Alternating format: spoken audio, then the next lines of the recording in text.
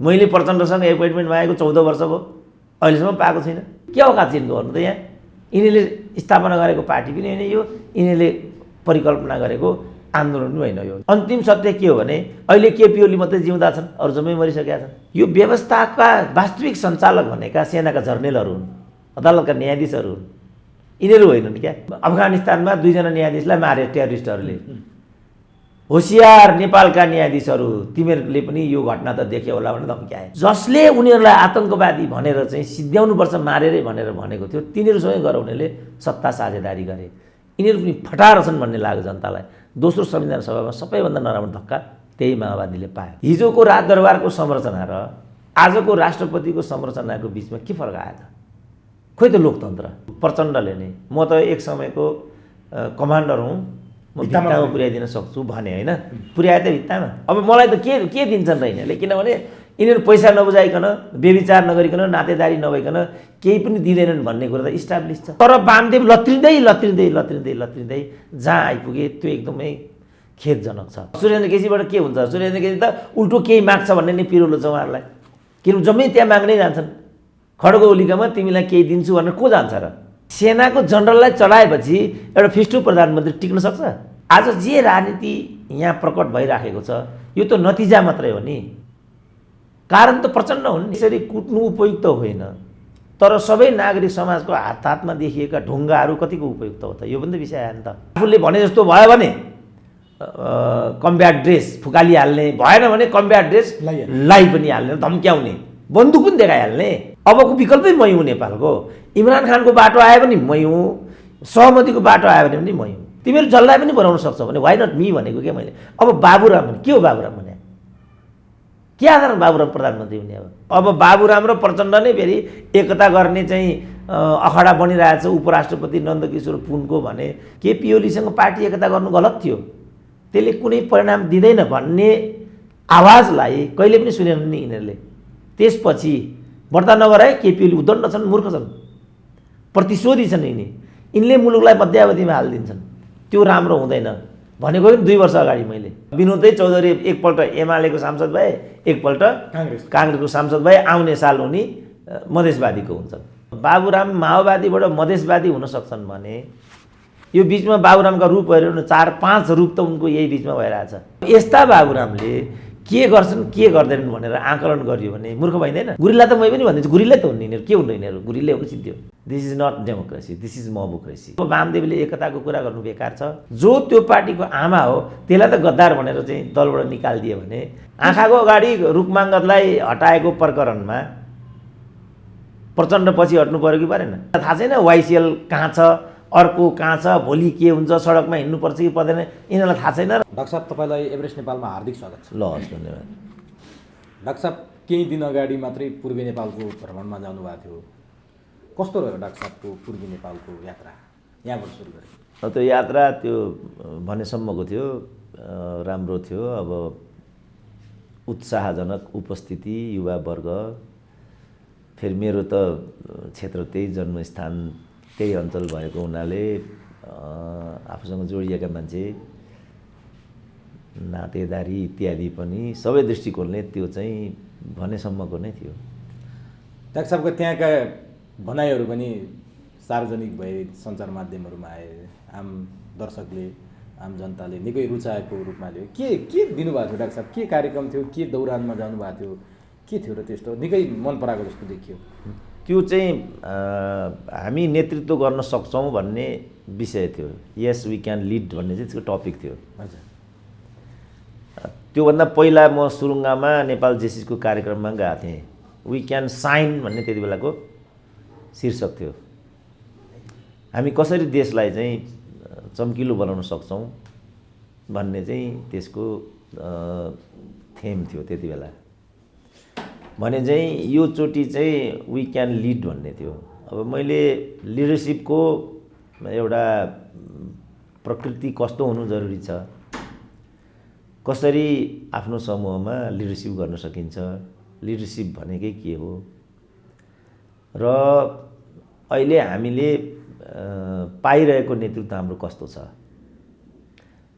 त्यसलाई शिक्षाको रूपमा लिँदै त्यसलाई पाठको रूपमा लिँदै एउटा सफल र सक्षम नेतृत्वको निर्माण कसरी गर्न सकिन्छ र त्यस्तो भूमिका कसरी खेल्न सकिन्छ भन्ने त्यसको मुख्य विषय चाहिँ त्यही नै थियो। तर हुँदाहुँदै पनि त्यसलाई मैले अलिकति अब जोसिलो सुरिलो खिरिलो अब अलिकति चम्किलो बनाउनको लागि पब्लिक स्पिकिङका जे नियमहरू हुन्थे ती फर्मुलाहरू त्यहाँ प्रयोग गरेको मलाई लाग्छ ग्लोबल्ली धेरै मान्छेले त्यो भाषणलाई मन पराएको चाहिँ देखियो। डाक्टर साहबको यो बिचमा केही समय अगाडि मात्रै पनि पूर्वी नेपालमा जानुभएको थियो डाक्टर साहबको। हुन त यो कोभिड नआएको बेला डाक्टर साहबको नेपाल विदेश सबै ठाउँ यात्रा भइरहेको थियो। यो के पाउनुभयो जहाँ चाहिँ नि तपाईँले त्यो पब्लिक स्पिकिङको बारेमा लिडरसिपको बारेमा तपाईँले बोल्नुभयो? के छ आम पब्लिकको धारणा, के चाहन्छन् राज्यबाट अथवा राज्यप्रति उनीहरूको विचार अथवा यो व्यवस्थाप्रति अथवा राजनीतिप्रति के पाउनुभयो डाक्टर साहबले? त्यो चाहिँ त अब क्लासिकल कुरा नै, शास्त्रीय कुरा, परम्परागत कुरा नै भयो। मुख्य कुरा अहिलेको समाजमा जुन परम्परागत सोच्ने पद्धति छ, कार्यशैलीको जुन पद्धति छ, त्यसमा क्रमभङ्गता आजको प्रश्न हो र त्यो नगरिकन समाजलाई रूपान्तरण गर्न सकिँदैन भन्ने चाहिँ अहिलेको मूलभूत विषयवस्तु हो। त्यो जगबाट हेर्दाखेरि त्यो ठाउँमा जहाँ म मुख्य वक्ता भएर गएको थिएँ दमकमा, त्यहाँ सहभागी हुन आएका अधिकांश कलिलो उमेरका बच्चाहरू थिए। मलाई लाग्छ बिलो 20 थियो होला दे, त्यसको 80% त बिलो 20 नै थियो, 20% बिलो 25 हुनसक्छ। तर सानो उमेरका बच्चाहरू त्यहाँ धेरै थिए। अब म चाहिँ अब सानैदेखि एउटा विद्यार्थी सङ्गठनमा आबद्ध भएर एउटा राजनीतिक परिवारबाट अघि बढेको मान्छे हुँ म।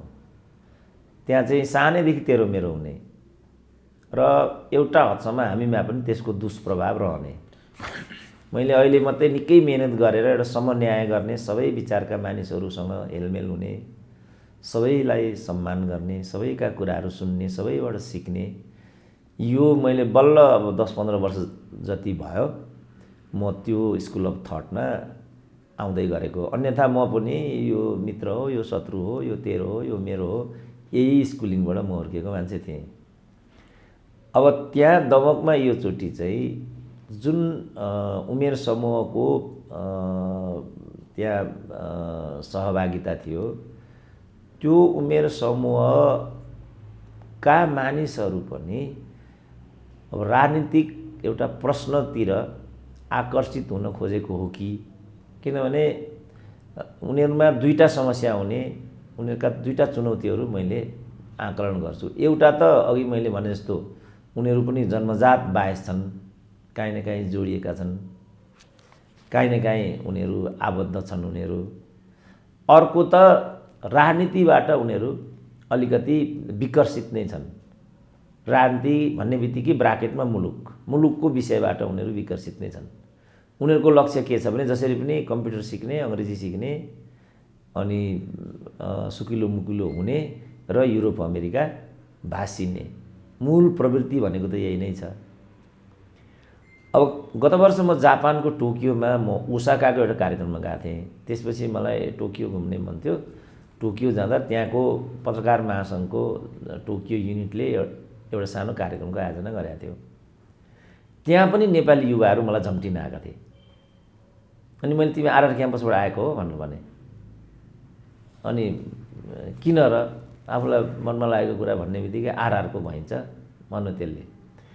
मैले भने आरआर क्याम्पस भनेको त एउटा प्रवृत्ति हो जहाँ चाहिँ गुरुलाई समेत चक्को टुक्राले हानिन्छ, क्याम्पसको कुर्सी जलाइन्छ, होहल्ला गरिन्छ, पढ्ने भन्दा पनि होहल्ला गर्ने कुरालाई बढी प्राथमिकतामा दिइन्छ, अर्काको कुरा सुनिँदैन, अर्कालाई अनास्था गरिन्छ। त्यो प्रवृत्ति आरआरको प्रवृत्ति हो र तिमीले यहाँ देखाएको हरकत त्यही हो। र यो ठाउँमा तिमीले त्यो हरकत देखायो भने तिमी अझै असफल हुनेवाला छौ। किनभने जापानलाई मैले 1 हप्तामा जापानलाई चिने, तिमी 1 वर्षमा जापानलाई चिन्दैनौ भने तिमीले गरी खान्छौ यहाँ। मैले त्यो भन्न खोजेको। तपाईँसँग मैले यहाँ कुरा गरिरहँदाखेरि पनि एकजना भाइको यहाँ मलाई मेसेन्जरमा खबर आयो, गजेन्द्र बुढाथोकी भन्ने भाइ कहाँ हुनु हो।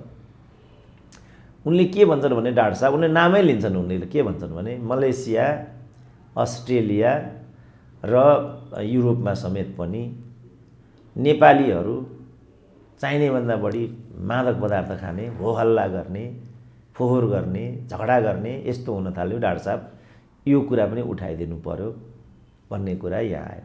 त्यो कुरा यहाँ आउँदाखेरि त्यही जापानसँग जोडेर म एउटा कुरा फेरि भन्न चाहन्छु।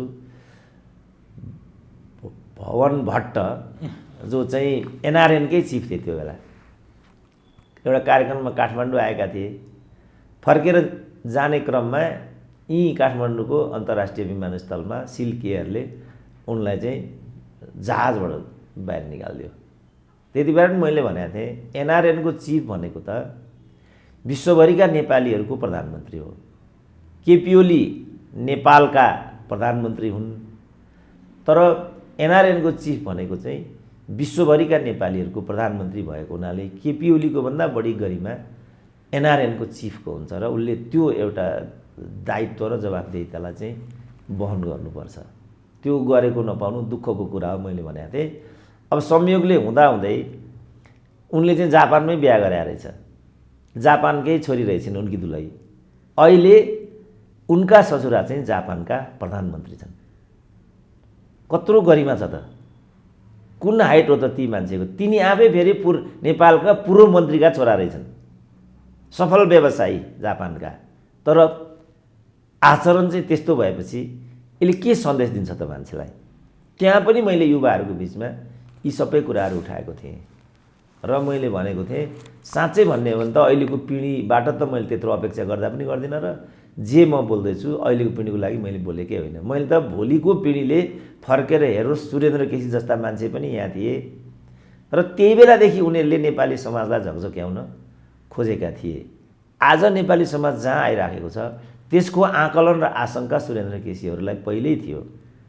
ठिक त्यसरी नै जसरी नेपाल कम्युनिस्ट पार्टीको स्थापना आजभन्दा 70-71 वर्ष अगाडि नेपाल कम्युनिस्ट पार्टीको स्थापना पुष्पलालले गरेका थिए, तर तिनै पुष्पलाललाई पछिल्लो पिँढीले गद्दार करार गर्यो र ठुल्ठुला किताबहरू लेख्दै पुष्पलाललाई दुत्कार्न निषेध गर्न लागि परे र बिचारा दुरुत्साहित भएर 52 वर्षको कलिलो उमेरमा मुटुको व्यथाबाट पुष्पलाल दिवंगत भए।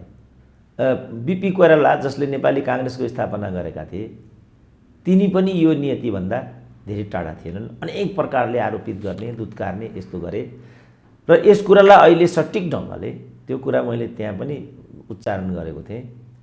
बीपी कोइरालाकै नातिनी मनिषा कोइरालाले के भनिन् भनेदेखि बीपी कोइरालाको माला जप्ने, नाम जप्ने, किशुनजीको नाम जप्ने, उनको उत्तराधिकारीत्व लिएर चाहिँ राजनीति गर्ने, तर उनीहरूका जुन विचार सिद्धान्त र दर्शनहरू हुन् तिनलाई चाहिँ पटक्कै परिपालन नगर्ने हो भने त्यो चाहिँ राजनीतिप्रतिको बेइमानी हो। त युवाहरूले यी सब कुराहरूबाट केही न केही सिक्नुपर्छ। यो कुरालाई मैले मूलभूत रूपमा त्यहाँ उठाएको थिएँ। अब संयोगले त्यो कुरा त्यहाँ पनि उच्च प्राथमिकताका साथ श्रोताहरूले ध्यान दिए, किनभने त्यो पनि समस्या छ नेपाली श्रोताहरूमा। म कहाँ छु भन्ने कुरा पनि उनीहरूलाई त्यति हेक्का हुँदैन। एउटा सभामा भइन्छ भने त सभाको अनुशासन त मान्नु पर्यो, एउटा सवारीमा भइन्छ भने त सवारीको अनुशासन त मान्नु पर्यो, परिवारमा भइन्छ भने परिवारको अनुशासन त मान्नु पर्यो। तर हामीलाई मतलब छैन, मलाई जे लाग्छ मैले त्यही गर्न पाउनुपर्छ र गर्नुपर्छ, त्यही लोकतन्त्र हो भन्ने यहाँको बुझाइ छ। र मैले त्यहाँ भनेको थिएँ यो फेरि लोकतन्त्र होइन, this is not democracy, this is mobocracy.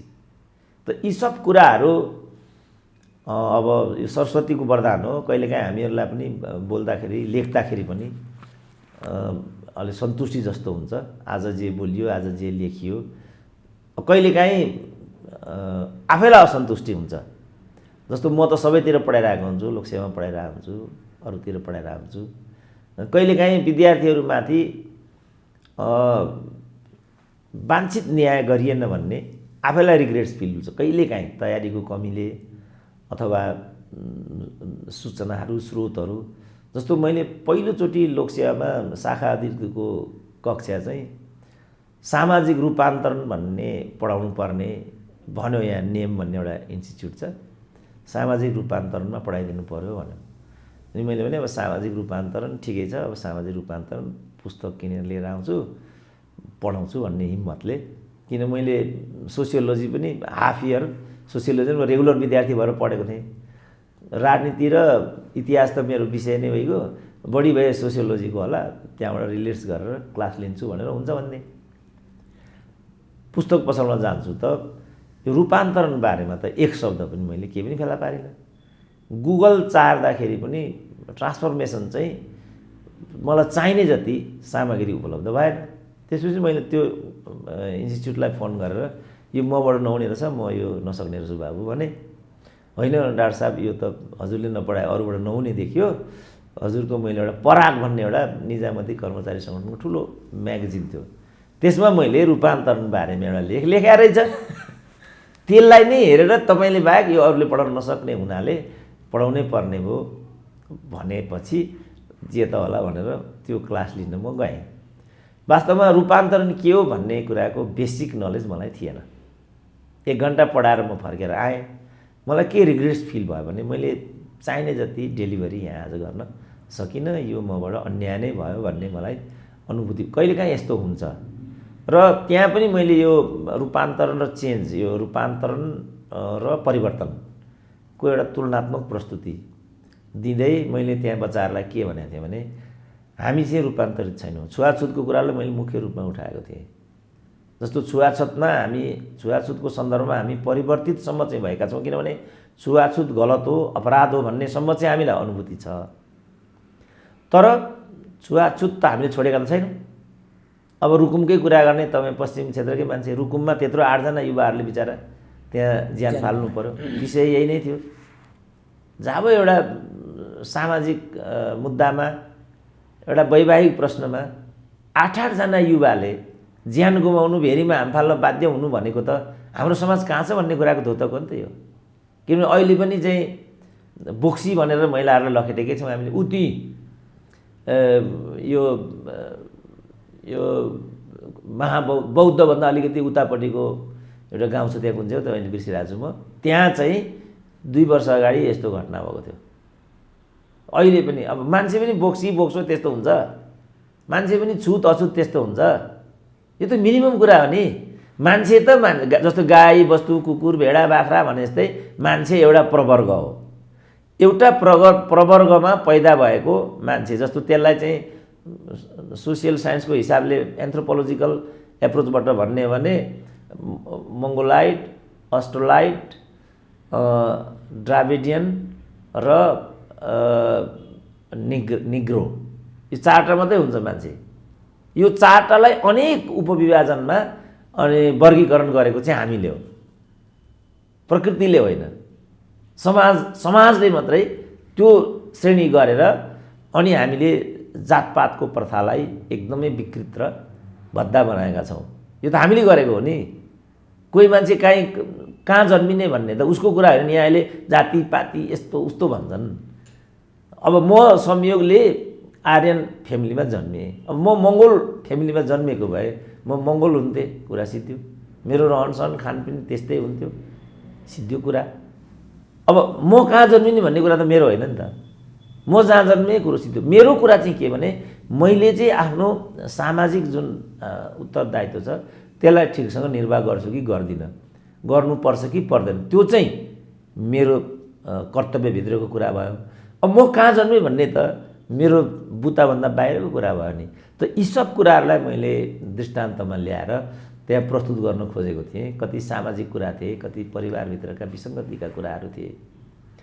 आमाहरूलाई हामीले कसरी दुर्व्यवहार गरेका छौँ, बाबुहरूलाई हामीले कसरी दुर्व्यवहार गरेका छौँ, श्रीमतीप्रति हामीले कसरी न्याय गर्न सकेका छैनौँ। त्यो डाक्टर साहबको सामाजिक विषयवस्तुमा चाहिँ राजनीतिकभन्दा अलिक पर नै थियो जस्तो। त्यो राजनीति त एकदम न्यून, किनभने उनीहरूले भनेको थियो यस वी क्यान लिड भनेपछि त यो त अब लिड भन्ने बित्तिकै के हुने भयो भन्दाखेरि एउटा सामाजिक उत्तरदायित्व, धार्मिक उत्तरदायित्व, परोपकारी उत्तरदायित्व, पारिवारिक सब, यो सब कुरालाई हाउ वी क्यान लिड हो नि त। फेरि राजनीति त एउटा मात्रै भयो।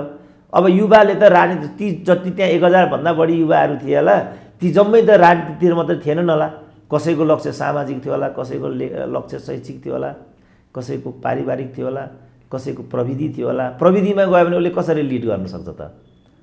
जस्तो अब बिल गेट्स होइन अहिलेको सबभन्दा ठुलो धनी, माइक्रोसफ्टबाट चाहिँ उनी सामान्य एउटा परिवारका मान्छे थिए। माइक्रोसफ्ट कम्प्युटर इन्जिनियरिङको प्रविधिलाई प्रयोग गरेर उनी संसारका सबभन्दा ठुला धनी हुन सके। लिडको एउटा सेक्टर हो त्यो, प्रविधिबाट कसरी लिड गर्ने। प्रविधि पनि मेडिकल साइन्स होला, टेक्नोलोजी कम्प्युटर होला, इन्जिनियरिङ होलान्, लिड गर्ने कुरा आयो नि त। जस्तो अहिले कसैले आर्थिक रूपमा समाजलाई, अहिले पनि संसारभरि 10 जना धनी छन् भने, किनभने 99% सम्पत्ति बराबर चाहिँ 1% अति धनीसँग छ भन्ने छ। त्यही 1%ले विश्व हल्लाइरहेको अहिले। नेपालमा पनि त्यही हो। यहाँको 46 भन्दा बढी रिसोर्सेस चाहिँ 1% को हातमा छ। यी नेपालमा पनि 1%ले सबै गरिरहेको हुन्छ। चुनाव जित्ने उही हो, हराउने उही हो, प्रधानमन्त्री उही हो, मन्त्री सबै उही हो नि त। त्यही मान्छे हो नि त। जस्तो पञ्चायतमा जुन मानिसहरू जमेका थिए अहिले पनि तिनै मान्छे जमिरहेछन्। कारण त्यो हो नि त। अहिले पनि धनी मानीकै त हालिमुहाली छ। अब विनोदै चौधरी एकपल्ट एमालेको सांसद भए, एकपल्ट काङ्ग्रेसको सांसद भए, आउने साल उनी मधेसवादीको हुन्छन्। उनै मान्छे त हुन् नि। राजाका पालामा पनि दरबारमा सबभन्दा राम्रो एप्रोच उनैको थियो। अब अहिले पनि दरबार, अहिलेको दरबार भनेको शेरबहादुरको दरबार हो, प्रचण्डको दरबार हो, बालवाटारको दरबार हो।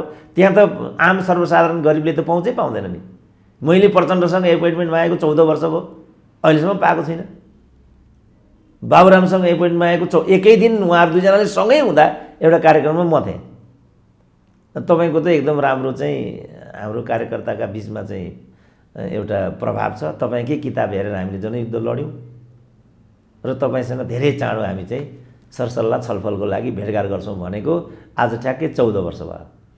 तर आजसम्म उहाँले मलाई के कारण रहेछ डाक्टर साहबले भेट नदिनुको कारण? होइन, अब उहाँहरू त भने विनोद चौधरीको बाटो, के जाति अमात्यको अजय सुमार्गीको, उहाँहरूको प्रिय पात्र भने त तिनीहरू हुन् नि त। अब सुरेन्द्र केसीबाट के हुन्छ? सुरेन्द्र केसी त उल्टो केही माग्छ भन्ने नै पिरोलो छ उहाँहरूलाई। किन जम्मै त्यहाँ माग्नै जान्छन्। खड्ग ओलीकामा तिमीलाई केही दिन्छु भनेर को जान्छ र? खड्ग ओलीकै कुरा गर्दा बरु म मात्रै थिएँ, कमरेड तपाईँले आफ्नो स्वास्थ्यको विचार गर्नुपर्छ, अब तपाईँ राजनीतिको जद्दोजिहादबाट तपाईँलाई राम्रो हुँदैन, मैले भनेको थिएँ एकपल्ट 3 वर्ष अगाडि। तर त्यस्तो मान्छे मैले ज्ञानेन्द्रको हकमा पनि यही भनेको थिएँ। ज्ञानेन्द्रले चाहिँ राजा ज्ञानेन्द्रसँग मेरो भेटघाट थियो। तर डाक्टर साहबले राजा ज्ञानेन्द्रसँग भेटघाट पाउनुभयो, अहिलेका ज्ञानेन्द्रहरूसँग भेटघाटै पाउनु भएन है। यो पनि रोचक तथ्य भयो क्या, रोचक कुरो भयो। जबकि राजा महाराजाहरूलाई हामीले अर्कै रूपमा परिभाषित गर्यौँ, उनीहरूले तपाईँलाई भेट्न राजा ज्ञानेन्द्र चाहिँ इच्छुक भए। तर अहिलेका चाहिँ जनताका छोराबाट, जनताका छोरीबाट नेतृत्वमा पुगेकाहरू सुरेन्द्र केसी भेट्न मान्दैनन्। होइन, प्रवृत्तिमा राजादेखि नेतासम्म फेरि भिन्नता छैन। किनभने राजाले पनि त राजा हुँदा त मलाई भेटेनन् नि। त्यो पनि हो। अब अहिले त बिचरा राजा त पूर्व राजा छन्, उनीसँग समय पनि छ, त्यसकारण उनले मलाई भेटे।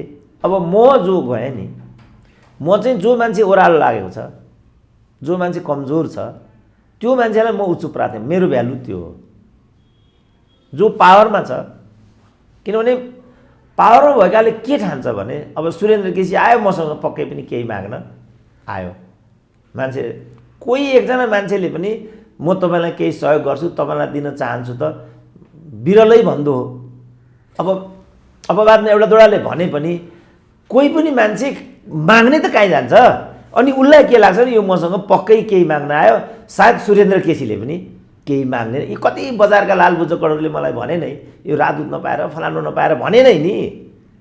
तर नि डाक्टर साहबले यिनीहरूसँग भेट्न खोज्दा, माग्नको लागि भेट्न खोज्यो भनेर परिभाषित गरे तापनि आम जनताको बिचमा त डाक्टर साहब उत्तिकै लोकप्रिय हुनुहुन्छ, त किन भेट्नु पर्यो र यिनीहरूलाई भन्ने लाग्छ त तपाईँले? होइन, त्यो त मैले खालि एउटा भेटघाटको पद्धतिको मात्रै उच्चारण गरेको हुँ नि, होइन। अब मैले त अब अहिले नै भनौँ न, अहिले म खुल्लम खुल्ला भनिरहेको छु नि। अब अहिले नै मलाई भेटौँ भने पनि म त्यो कुरालाई म अब इग्नोर गरिदिन्छु नि त। अब तपाईँ भेट्नु समयले त्यहाँ पुर्याइदियो नि त।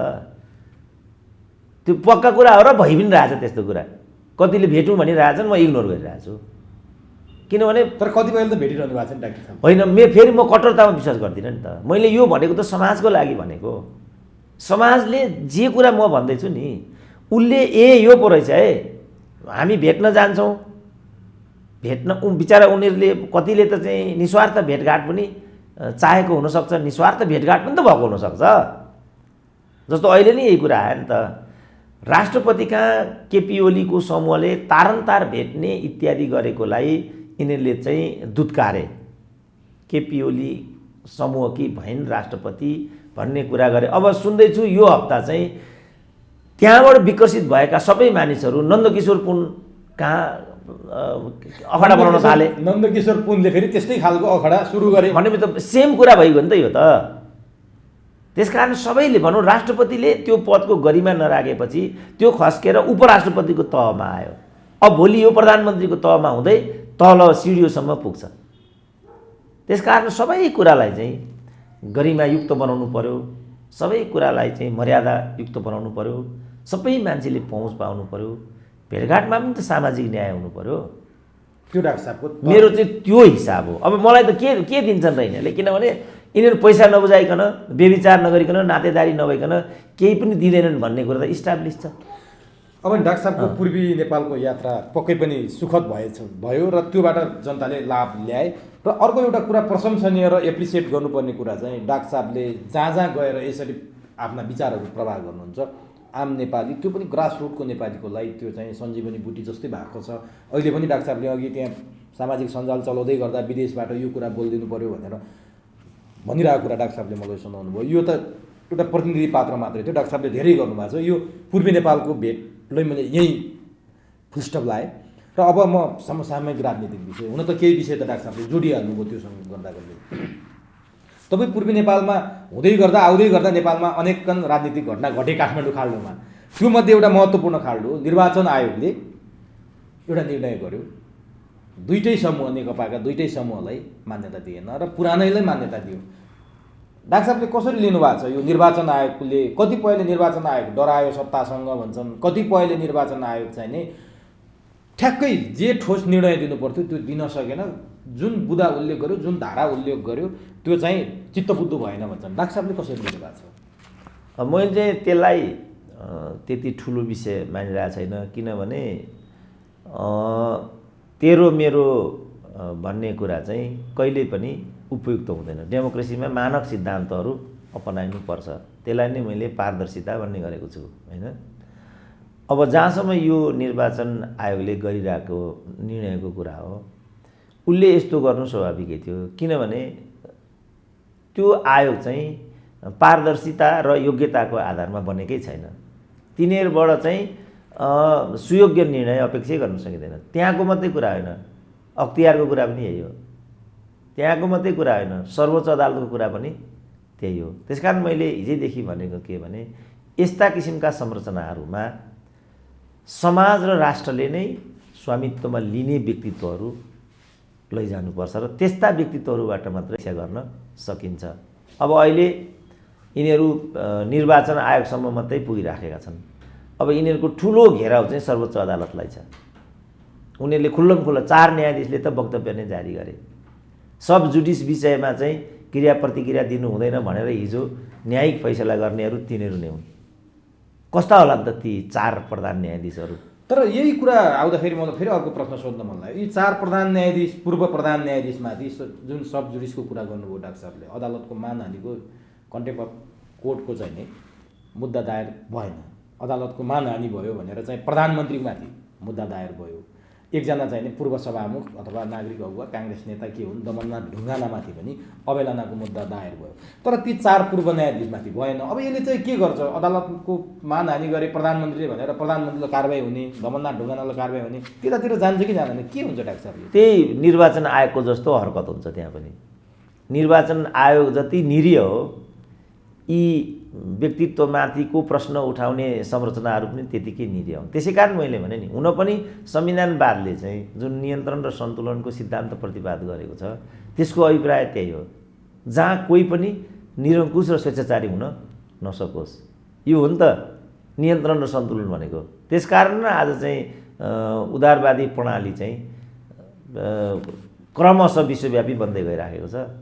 निरङ्कुश अधिनायकवादी प्रणालीहरूलाई किन मानिसहरूले छोड्दै गए भन्दा आखिरी सबै मान्छेलाई त एउटा मानवोचित व्यवहारको अपेक्षा हुन्छ नि। तपाईँलाई एउटा मानवोचित व्यवहार भएन भने तपाईँ त्यो कुरा मान्ने हुँदैन नि। तपाईँ विभिन्न कारणले त्यो कुरालाई तपाईँ खप्नु होला, तर तपाईँले त्यो कुरा तपाईँको मनले त्यो कुरा मान्दैन नि।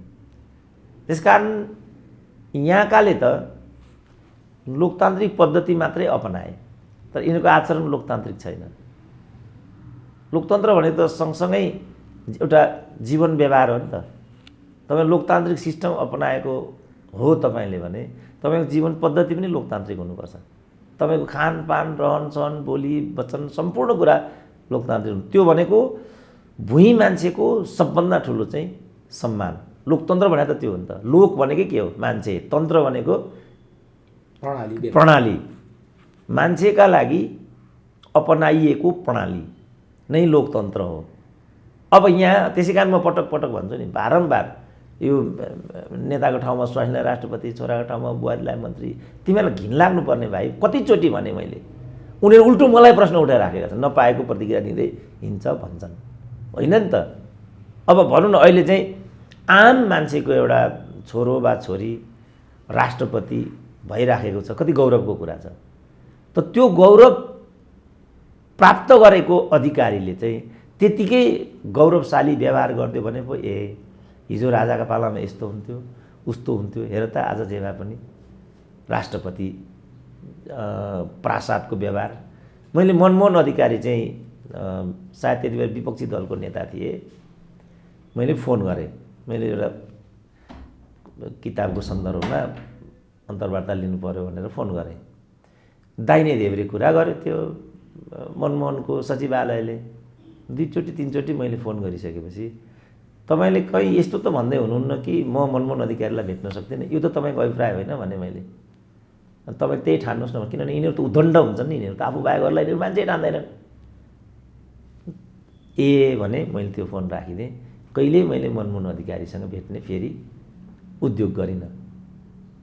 अब यो तपाईँ जुन मैले भने अहिले सबै मान्छेसँग यो व्यथा छ, किनभने उनीहरूलाई त्यही व्यवहार गरेका छ यिनीहरूले। त्यसो भने हिजोको राजदरबारको संरचना र आजको राष्ट्रपतिको संरचनाको बिचमा के फरक आयो त? खोइ त लोकतन्त्र, जीवन पद्धति नै भएन नि लोकतन्त्र। त्यसकारण लोकतन्त्र भनेको एउटा जीवन व्यवहार हो, जीवन पद्धति हो।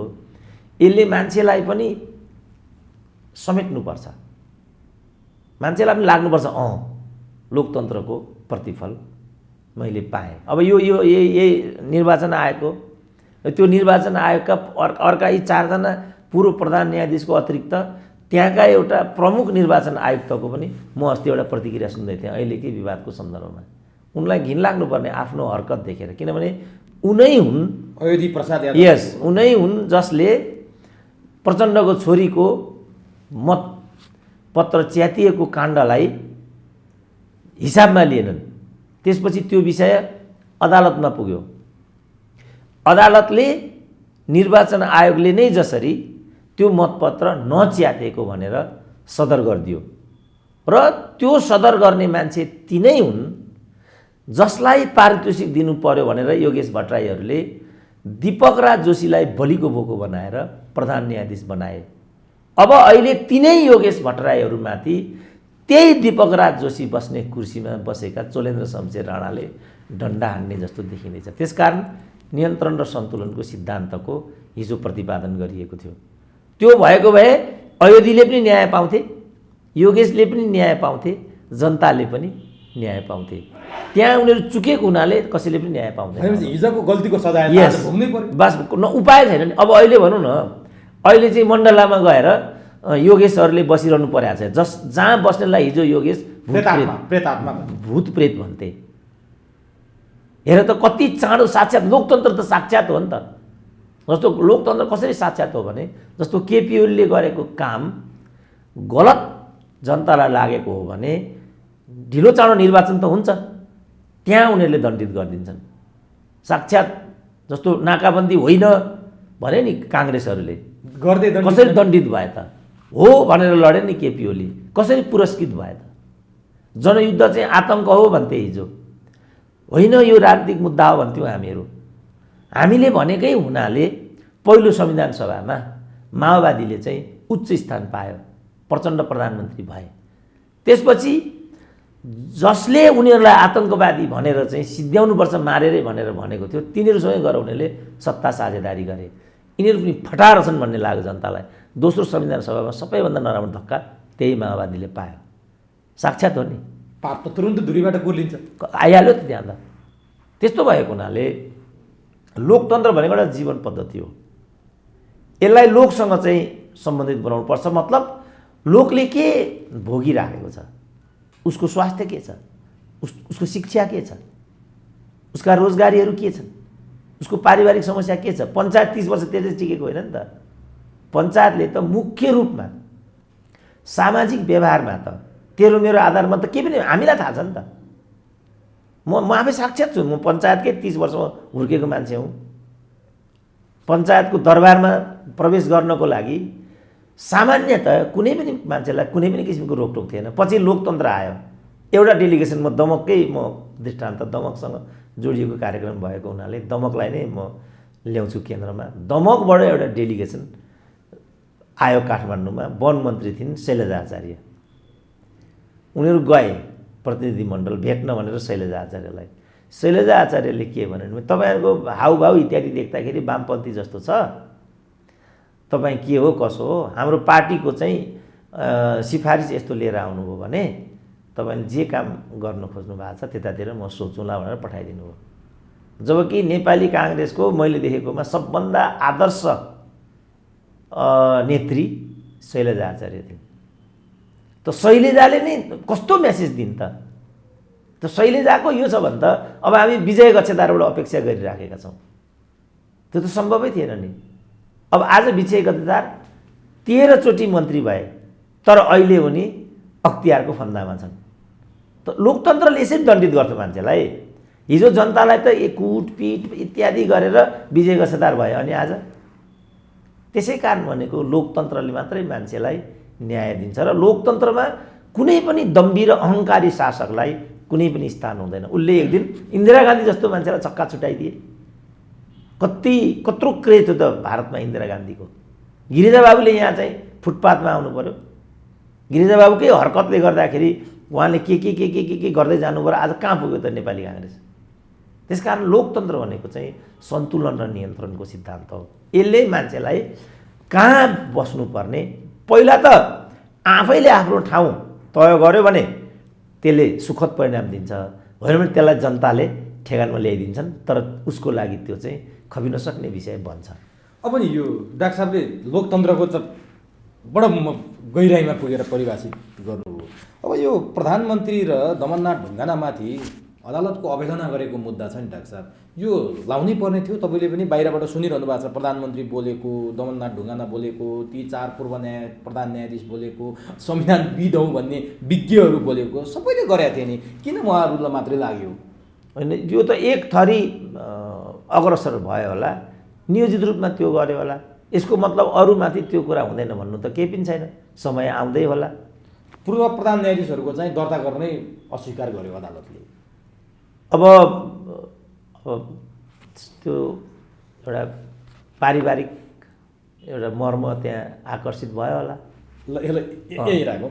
अब जस्तै निर्वाचन आयोगले जुन निर्णय गर्यो डाक्टर साहब, पहिलेकै नेकपा जो प्रचण्ड र केपी ओली अध्यक्ष भएको जुन 425 सदस्यीय केन्द्रीय कमिटी थियो, त्यसैलाई नै मान्यता दिइसकेपछि अब के हुन्छ? यतातिर केपी ओलीले 1501 सदस्यीय केन्द्रीय कमिटी घोषणा गरेका छन्, अरू बाँकी सबै फुस्सा हुने, यता माधव नेपालको अध्यक्ष पद फुस्सा हुने भनेर निर्वाचन आयोगको निर्णय त त्यही देखियो। अब के हुन्छ, कसरी अगाडि बढ्छ, के देख्नुहुन्छ? फेरि नेकपा एक भएको अवस्था हो?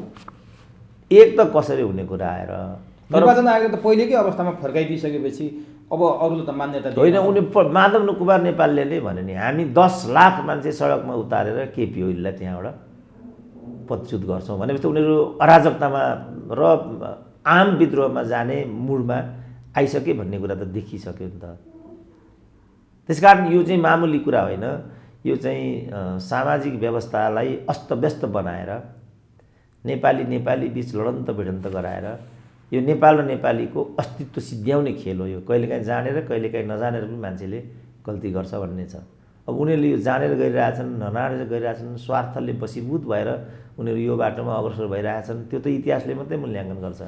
अब राजनीतिक रूपमा त प्रष्ट विभाजित भएका थिए, हामीले पनि देखिरहेको छौँ, भएको छन्। अब निर्वाचन आयोगले त्यो निर्णय गरिसकेपछि यिनीहरूले गर्नु पर्थ्यो के त डाक्टर साहब? अब निर्वाचन आयोगले मानेन, फुट्न दिएन, फुट्न सक्ने अवस्था छैन रहेछ, हामी एक ठाउँमा आउनुपर्छ भन्नु पर्थ्यो, अथवा के गर्नु पर्थ्यो यी दुवै पक्षले? होइन, यो त उनीहरूको यो त राजनीतिक एउटा विभाजन हो नि त, यो हामी देखिरहेछौँ नि।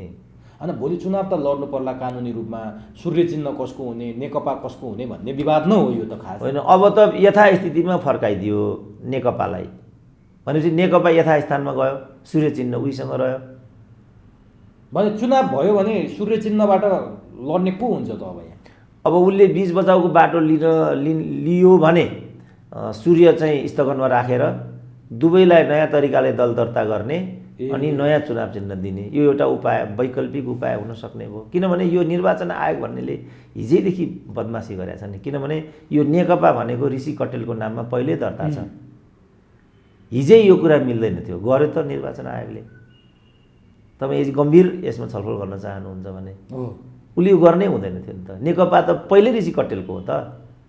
सानो पार्टी, सानो जनमत भावनाले हेपेर अथवा उनी चाहिँ सत्तामा थिएनन्, उनको केही थिएन, त्यस कारणले उनले नपाएको जस्तो देखिरहेको थियो। होइन, यिनलाई चाहिँ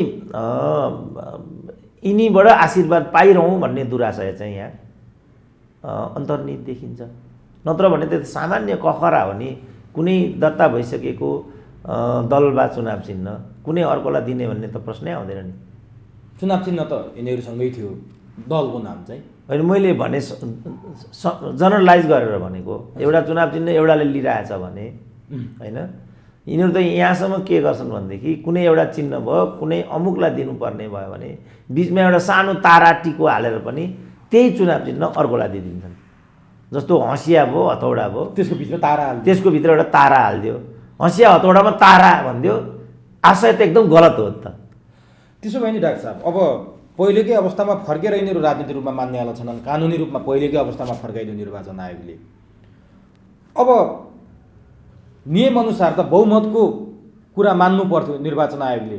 425मा त झन्डै 72% प्रचण्ड माधव नेपालहरूसँग भइसकेपछि निर्वाचन आयोगले त्यता फैसला गर्नु पर्थ्यो, त्यो पनि गर्न सकेन। अब उसले आफू पनि बीच बाटोबाट आएर बचाउको बाटो जस्तो गरेर त्यही बनाइदिएपछि सबैतिरबाट सुरक्षित हुन्छु कि भन्ने ठाने हो निर्वाचन आयोगले? होइन, निर्वाचन आयोगलाई हामी धेरै चाहिँ मैले लेख्दा नलतारौँ, किनभने निर्वाचन आयोगको विगत नै त्यस्तै छ। त्यो निर्वाचन आयोगले कहिले पनि निर्वाचन आयोगको जस्तो आचरण गरेकै छैन। अख्तियारको कुरा पनि यही हो, सर्वोच्चको कुरा पनि यही हो।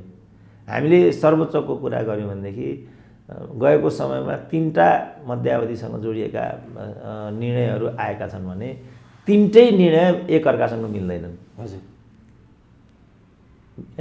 मनमोहनलाई एउटा भर्डिक्ट दिएको छ, गिरिजालाई अर्को दिएको छ, शेरबहादुरलाई अर्को दिएको छ। त्यस कारणले मैले अघिदेखि जोड दिइरहेको कुरा के छ भने यो संवैधानिक जति पनि निकायहरू छन्, ती संवैधानिक निकायमा तेरो मेरो आधारमा अधिकारीहरू चाहिँ चयन गर्यो भने हुने नै त्यही हो। त्यसमा पनि कर्मचारीहरूलाई चाहिँ यस्ता संस्थाहरूको नेतृत्वदायी भूमिका दिइयो भनेदेखि हुने नै यही हो। अब नि डाक्टर साहब, मैले यो यसो हेर्दा हुन त डाक्टर साहबले राजनीतिक विश्लेषण गर्नु होला, मैले आफूले बुझेअनुसार जस्तो निर्वाचन आयोगको फैसला मान्ने नमान्ने यिनीहरूले अब आन्दोलन गर्लान्, फेरि अब जालान्, कोर्टसम्मै पुग्लान्, त्यो अर्को छुट्टै विषय छ, पर्खर हेरेको अवस्थामा छ। अहिलेको निर्वाचन आयोगको फैसलाले म अलिकति क्लियर हुन मन लागेको कुरा चाहिँ कि अल्पमतले बहुमतको निर्णय मानेर जानु पर्यो कि बहुमतले चाहिँ नि अल्पमतलाई चाहिँ नि कारबाही गरेर अगाडि बढ्नु पर्यो? त्योभन्दा अर्को के छ त अहिलेको निर्वाचन आयोगको फैसलाले? होइन, यो अल्पमत र बहुमतको कुरा पनि निर्वाचन आयोगमा भन्दा दह्रोसँग त राजनीतिक दलमा लाग्छ होला नि त। यदि अल्पमत र बहुमतको कुरामा तपाईँ त्यत्रो जोड दिन चाहनुहुन्छ भने स्वयं नेकपाभित्र अल्पमत बहुमतले काम गर्यो? तपाईँहरूले भन्नुभएको चाहिँ यो प्राविधिक कुरा हुन्छ। मुख्य रूपमा राज्यका संयन्त्रहरू राज्यद्वारा नै निर्देशित हुन्छन्, राज्यद्वारा निर्देशित हुन्छन् र त्यहाँभन्दा पर चाहिँ ती अङ्गहरू दाहिने देब्रे हुँदैनन्, किन त्यस्तो हुने भने त राज्य चल्दैन नि। त्यसो यसरी बुझ्नु त डाक्टर साहबले अघि पनि भन्नुभएको थियो, अब निर्वाचन आयोगले सूर्य चिन्ह पनि फ्रिज गरिदिन्छ र नेकपा नाम पनि फ्रिज गरेर अर्को बाटो चाहिँ आफ्नो आफ्नो तरिकाले जाऊ भन्न सक्छ। त्यो एउटा बीच बचाउको बाटो हुनसक्छ। यहीमा मान्छेले के तर्क गर्न थाले भनेपछि केपी ओलीले को समूहले अथवा केपी ओली निकटले केही समय अगाडि नेकपा एमाले बिउताएका छन्, दर्ता गरेका छन्, त्यहाँनिर चाहिँ उदाउँदो सूर्य चुनाव चिन्ह छ, यो सबै सुनियोजित हो। भोलि नेकपा पनि फ्रिजमा पार्ने, त्यसपछि सूर्य चिन्हलाई पनि अहिले बिच बचाउ गरेर राखिदिने, अनि केपी ओलीले तत्कालीन नेकपा एमाले बिउताएर उदाउँदो सूर्यबाट चुनाव लडाउने तयारी हो भनेर एक थरीले आरोप लगाएका छन्। डाक्टर साहब चाहिँ कस्तो लाग्छ? होइन, जे पनि हुन्, किन मैले भनिसकेँ निर्वाचन आयोगको अब हैसियत रहेन। हजुर, जसरी अख्तियारको हैसियत छैन, लोकसेवाको हैसियत छैन, सर्वोच्च अदालतको पनि हो कि होइन भन्ने भइरहेछ। र खुल्ला चित्रबहादुर केसीले भनिराखेका छन् कि पैसामा चाहिँ अदालतका न्यायाधीशहरू, चोलेन्द्र शमशेरको नामै लिएर भनिरहेछ चित्रबहादुर केसीले। त्यही बेला भनेका थिए चोलेन्द्र अहिले जे भूमिका खेलिरहेछन् यही भूमिका खेल्नेछन् भनेर त्यही बेला चित्रबहादुर केसीले भनेको रहेछ। र अब त्यसको शिकार तिनै मान्छे भएका छन् जो मान्छेलाई चित्रबहादुर केसीले यो चिज भनेका थिए। अब अहिले आएर हामीले यो जद्दोजहद गर्नुको के अर्थ छ? अघि मैले भनिहालेँ अयोधी प्रसाद यादवको कुरा, भनिहालेँ दीपक राज जोशीको कुरा, यी कुनै इतिहासका कुरा होइनन् नि। त्यसो भए यो यो यो विषयको म अन्तिममा धेरै अलग गिजोल्न पनि मलाई मन लागेन डाक्टर साहब। अन्तिममा म के सोध्न चाहेँ भने अब निर्वाचन आयोगले मानौँ के अरे सर्वोच्च अदालतले संसद विघटन सदर गरिदियो भने अब जम्मा हामीसँग 3 महिनाको समय छ चुनावको लागि। त्यो बेलासम्म निर्वाचन आयोगले त चुनाव लड्नलाई प्रचण्ड माधव र केपी ओली समूहलाई त एउटा न एउटा टुङ्गो त लाउनु पर्ला।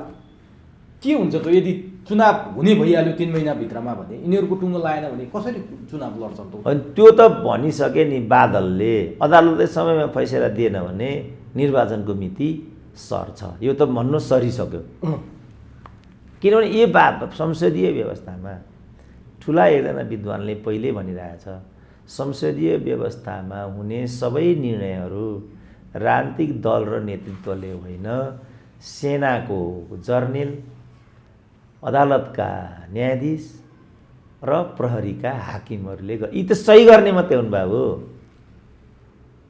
एउटा पहिल्यै रेडिमेड हुन्छ कागज, त्यहाँ सही गरिदिने काम मात्रै हो यिनीहरूको केही पनि चल्दैन यसमा। आँखाको अगाडि रुखमाङ्गतलाई हटाएको प्रकरणमा प्रचण्ड पछि हट्नु पर्यो कि परेन? यो त्यही कारण भएको थियो।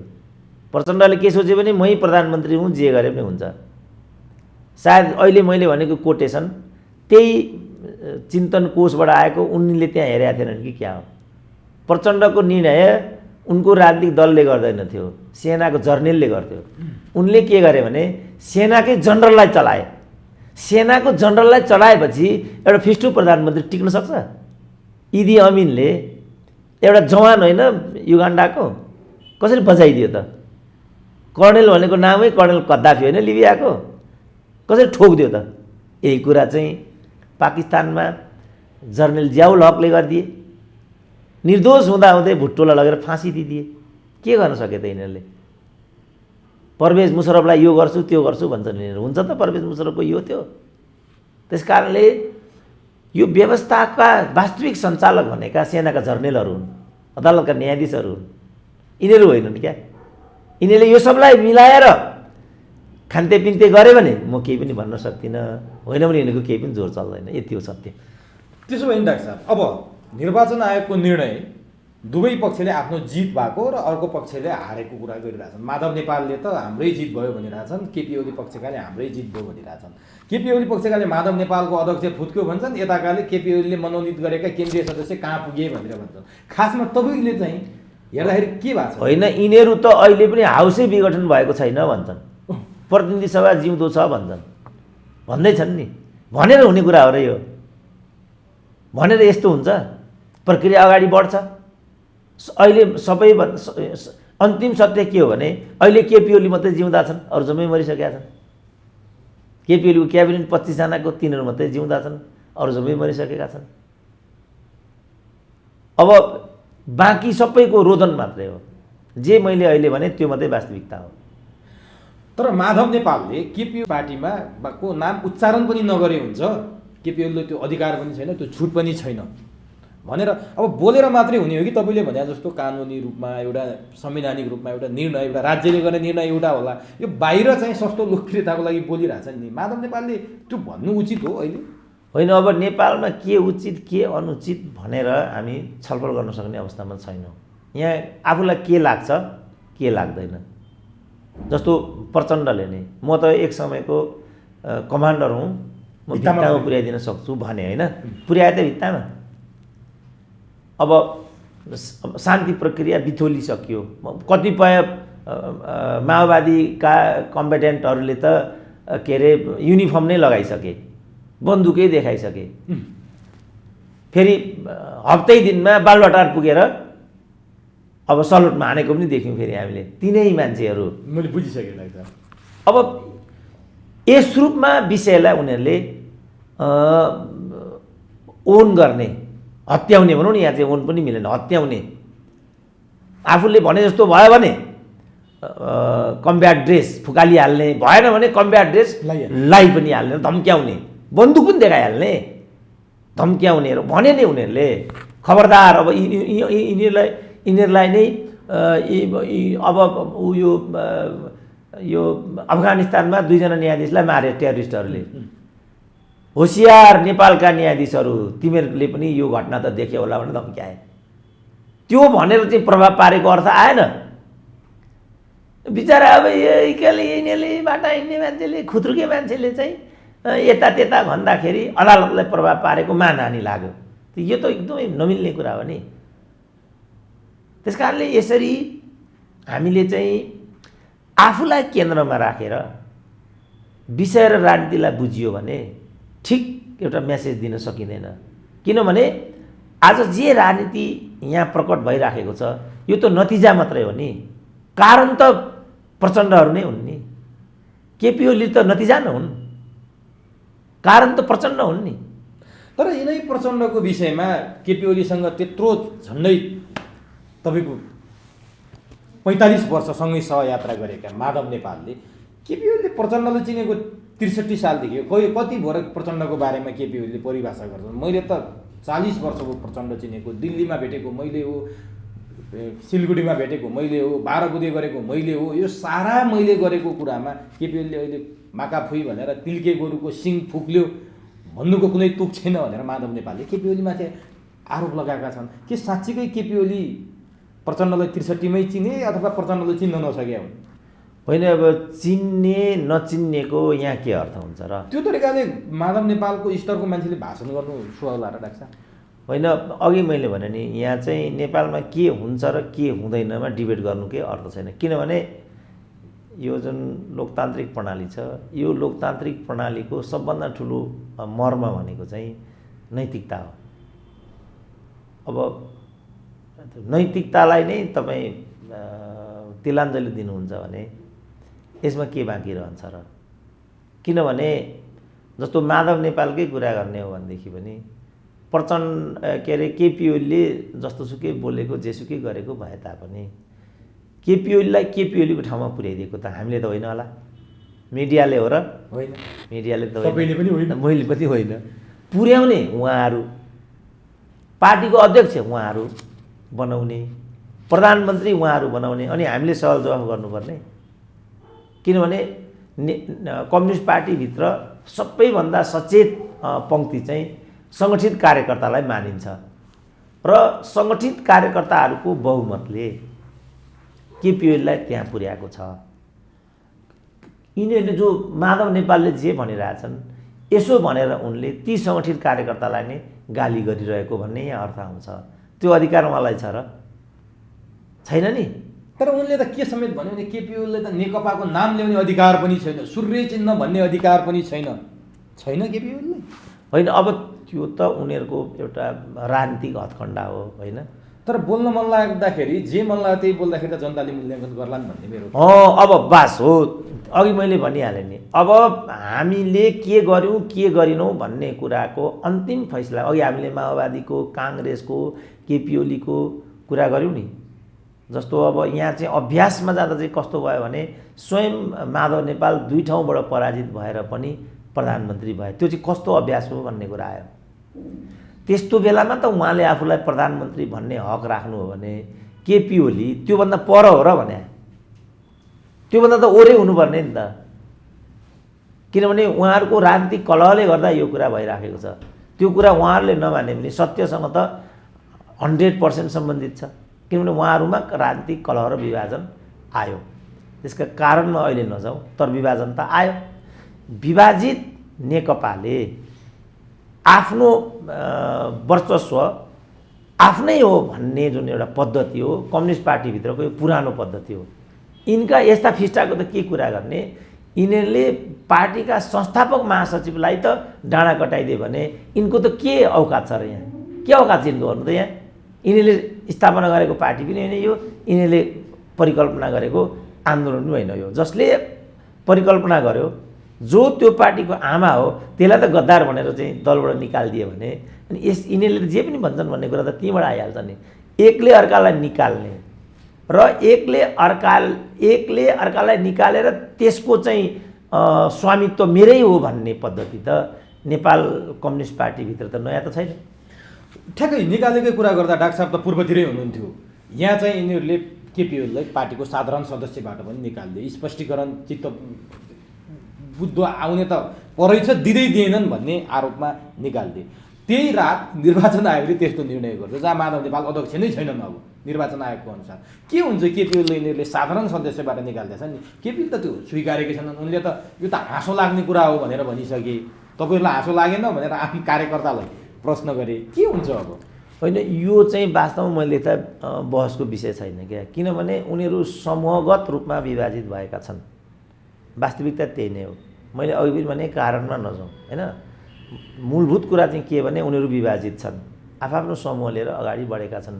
यसको वैधानिकताको प्रश्नलाई निर्वाचन आयोगले त्यहाँ लगेर चाहिँ थाती राखिदियो। अब के हुन्छ त भन्ने सन्दर्भमा मैले अघि नै प्रश्न पारिसकेँ। दुवैका आफ्ना समूहहरूलाई आफ्नो ठाउँमा चाहिँ उसले निर्वाचन आयोगले व्यवस्थापन गरिदिन्छ। किनभने यो निर्वाचन आयोग भने त जागिरे भाँडो न हो। यी जागिरे भाँडोलाई त भोलि पनि जागिर खानु छ होइन। यिनीहरूलाई थाहा छैन वाइसिएल कहाँ छ, अर्को कहाँ छ, भोलि के हुन्छ, सडकमा हिँड्नुपर्छ कि पर्दैन, यिनीहरूलाई थाहा छैन र थाहा छ। त्यसकारण यो हामीले विमर्शको विषय बनाउनु नै बेकार छ। किनभने निर्वाचन आयोग भनेको यस्ता खालका हरकतहरूलाई वैधानिकता दिने संस्था हो। भनौँ न, हिजो रामवरणका पालामा रुकमाङ्गद कटुवालको प्रकरण राष्ट्रपतिले त्यस्तो गर्न पाउँदैनन् भन्ने संवैधानिक व्यवस्था हो कि होइन त? कार्यकारी त के भने प्रधानमन्त्री हो नि त। प्रधानमन्त्रीले निष्कासन गरिसक्ने बित्तिकै कमान्डर इन चिफ रह्यो त नेपालको, तर रह्यो त अनि केही भयो त? केही पनि भएन। भयो केही? रामवरणलाई केही भयो, रुकमाङ्गदलाई केही भयो? केही पनि भएन। अब अहिले यिनीहरूलाई के हुन्छ त? त्यति बेर पनि के भने प्रचण्डले पन्छिनु पर्यो। केही भयो भने प्रचण्डमाथि भयो। जो देशको कार्यकारी प्रमुख छ उही दण्डित भयो। यहाँ त जुन अधिकार राष्ट्रपतिलाई हुँदै होइन उसले त्यो राष्ट्रपतीय अधिकार चाहिँ प्रयोगै गरेर देखाइदियो। अब अहिलेको राष्ट्रपतिले पनि यसरी नै कार्यकारी अधिकार चाहिँ प्रयोग गरिदियो भने अनि के भन्छन् त यिनीहरूले? व्यर्थको कुरा हो। यसबाट यो थारो गाई दुवै जस्तै हुन्छ, कुनै दुध आउँदैन यहाँ। यो त बुझिहाल्यो डाक्टर साहब। अर्को एउटा त्यो आरोप प्रत्यारोपको कुरो अब त घट्ला भने अघि माधव नेपालले लगाएको आरोपको कुरा गर्यो, प्रचण्डले लगाएको आरोपको धेरै कुरा गर्यो। केपी ओलीले भेडासम्म भने प्रचण्डले, केपी ओलीले गोरुसँग तुलना गर्दै फेरि तिल्के गोरु भन्ने हुन्थे, तिल्के गोरुको सिङ फुक्लियो भन्दै, भने गोरु भेडा के राजनीतिक संस्कार हो भनेर जनता पनि मूर्छा पर्ने बेला भइसक्यो, जनता पनि छक्क पर्ने बेला भइसक्यो कि डाक्टर साहब? होइन, यो त कम्युनिस्ट एउटा राजनीतिभित्र एकअर्कालाई दुत्कार्ने, निषेध गर्ने, गाली गर्ने, सिआइएको एजेन्ट, रको एजेन्ट, विस्तारवादीको एजेन्ट, दरबारिया, यौनवादी, छाडा, महत्त्वाकांक्षी, अराजक, यो त कम्युनिस्ट एउटा जार्गनहरू हो नि त। उनीहरू एकअर्कालाई यही भन्छन् र यी सबै शब्दहरू प्रयोग गर्दा पनि तृप्त भएनन् भने भौतिक रूपमै पनि डाँडा कटाइदिने बाबुरामलाई भनिरहेको छ, यिनीहरू नै भन्दैछन् नि त, यिनै मणि थापा भनेको सब थाहा पाउने नै मान्छे हुन् नि त, उनीहरू त खाडलै खनिसक्यो त्यो चाहिँ गाड्नको लागि। र अहिले पछिल्लो फेरि आइरहेछ भारतको हस्तक्षेपले मात्रै बाबुरामको ज्यान चाहिँ बच्यो। अब बाबुराम र प्रचण्ड नै फेरि एकता गर्ने चाहिँ अखडा बनिरहेछ उपराष्ट्रपति नन्दकिशोर पुनको भने तपाईँ यो सब किन बेकार, अरू कुनै नयाँ कुरामा जाउँ, यिनीहरू जातै यस्तै हो यिनीहरूको। अब त्यसो भए डाक्टर ठ्याक्कै बाबुराम र प्रचण्डको विषय ल्याइहाल्नु हो, के साँच्चीकै यिनीहरू युनिफाइड हुने, एकता हुने दिशातर्फ हुन् कि तपाईँलाई के लाग्छ?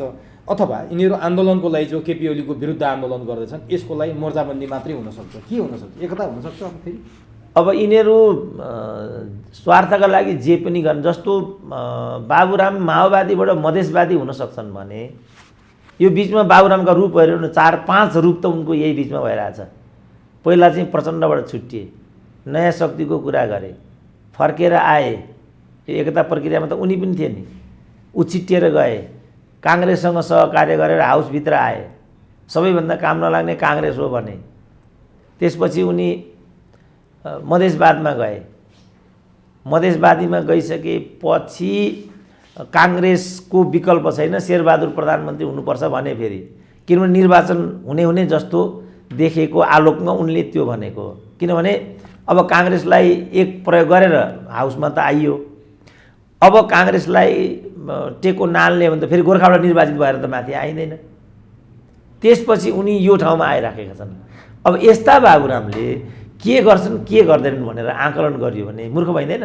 तर मान्छेहरू के भन्न थाले भने भारतीय खुफिया एजेन्सी रकै कारण यिनीहरू एक ठाउँमा आएका हुन्, रले प्रचण्ड बाबुराम फेरि मिलाइदिँदैछ। जति बेला अब हामी चक्राताको धेरै कुरा गरिसक्यौँ, नोएडामा बसेर युद्ध गरेका धेरै कुरा गरिसक्यौँ, सुरुङ युद्धका कुरा गरिसक्यौँ, फेरि यी पात्रलाई एक ठाउँमा ल्याउने एउटा खेल हुँदैछ भनेर भन्छन्। त्यो उपराष्ट्रपति निवासको गोप्य जमघटको अर्थ पनि यही हो भन्छन्, लाग्छ डाक्टर साहबलाई त्यस्तो? अब प्रचण्डले त विदेशी इसारामा हाउस विघटन गरेको भनेको छ। यहाँ अघि मैले भने नि, एकले अर्कालाई दुध कार्ने, एकले अर्कालाई रको एजेन्ट भन्ने, भारतीय दलाल भन्ने कुरा चाहिँ पुरानो मोडल हो। यति कुरा हामीले बुझिराखौँ। रको चिफले बालुवाटारमा प्रधानमन्त्रीलाई भेटेपछिको प्रतिक्रिया चाहिँ यो हो, यति कुरा हामी बुझिराखौँ। अब ती रका चिफले केपी ओलीलाई 2/3 मास्नको लागि हाउस विघटन गर्न सिफारिस गरेका थिए कि तपाईँले प्रचण्डको लागि प्रधानमन्त्रीत्व खाली गरिदिनुपर्छ भनेर धम्क्याएको जवाफमा यो गरेका थिए, त्यो चाहिँ हेर्न बाँकी छ। तर रको चिफको भ्रमणको प्रतिक्रिया यो हो भन्ने कुराको निष्कर्षमा आउन चाहिँ मैले देख्दा अब पर्खिनुपर्ने कुरा केही छैन। अब केही दिन पर्ख्यौँ, रले प्रचण्डको लागि त्यहाँ बार्गेनिङ गर्दाखेरिको प्रतिक्रिया हाउस विघटन हो बा नेपाली जनताको 2/3 मतलाई भाँडेर यसलाई तार्किक निष्कर्षमा पुग्नबाट रोक्नको लागि केपी ओलीलाई प्रयुक्त गरिएको, त्यो चाहिँ हामीले पर्खेर हेर्नुपर्छ। तर उनको भ्रमणको प्रतिक्रिया यो हो भन्ने विषयमा हामीले डिबेट गर्नुको कुनै पनि अर्थ छैन। तर कतिपयले अबको प्रधानमन्त्री बाबुराम भट्टराई भन्न थाले, प्रचण्डको पनि त्यही नै छ उद्देश्य, त्यही मकसदको लागि भेट गराइएको। जस्तो अब केपी ओलीको विकल्पमा प्रधानमन्त्रीका अनेक चर्चा परिचर्चा भइरहेको बेला अबको प्रधानमन्त्री बाबुराम भट्टराई भनेर पनि व्याख्या गर्न थाले, त्यो सम्भावना रहन्छ? कसले कसरी बाबुरामलाई प्रधानमन्त्री बनाइदिने भन्नु न मलाई, कसले बनाइदिने? त्यही विदेशी इन्ट्रेस्ट नै त्यही छ भन्छन्। होइन, कसरी मिल्छ त? त्यो मिल्दैन, किनभने त्यस्तो भयो भने त बरु राष्ट्रपति शासन लागू हुन्छ, त्यो सम्भव छैन। भनौँ सिनारियो देख्नु पर्छ, कसरी हुन्छ त?